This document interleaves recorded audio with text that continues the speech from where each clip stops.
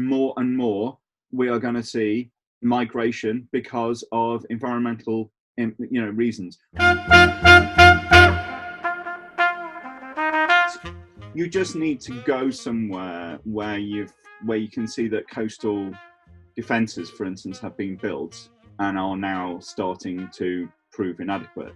For you just to realise just how much little extra effort it takes in terms of natural forces just to destroy what you've put in place. My personal position now is that we are absolutely in a crisis. We're absolutely in a climate emergency situation. I think there's still this general perception that, oh yeah, climate's bad, but we'll figure it out. It's like, no, right now we won't. There's sort of these two mindsets of like, it's a big problem, but we can handle this. And then the sort of the next mindset is like, it's too big, we're screwed.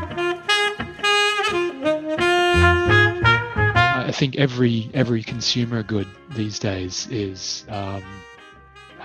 has a very planned, limited lifespan. Helen Walters, she's a design critic, and it always stuck with me. She went to CES. There were 70,000 new products unveiled at CES, including like 80 tablets.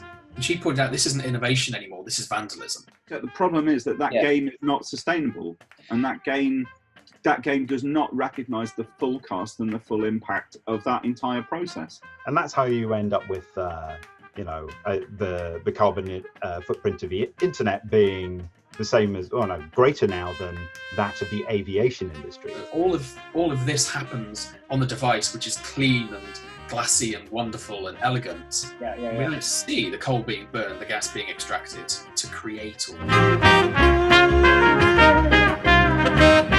It's pretty profound, the changes that we would need to make, but we have done it. I think this is where like all the product psychology, nudge type things that UX people look at comes in.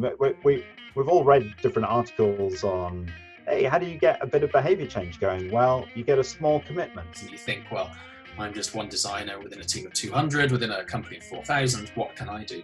And my answer to that is you do what you can.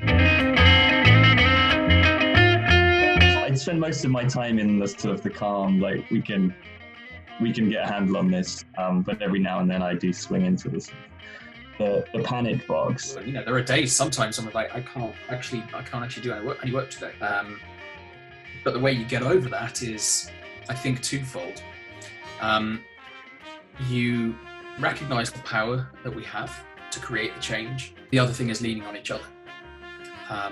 And having those conversations when things do look grim and bleak, looking at the good work that other people are doing.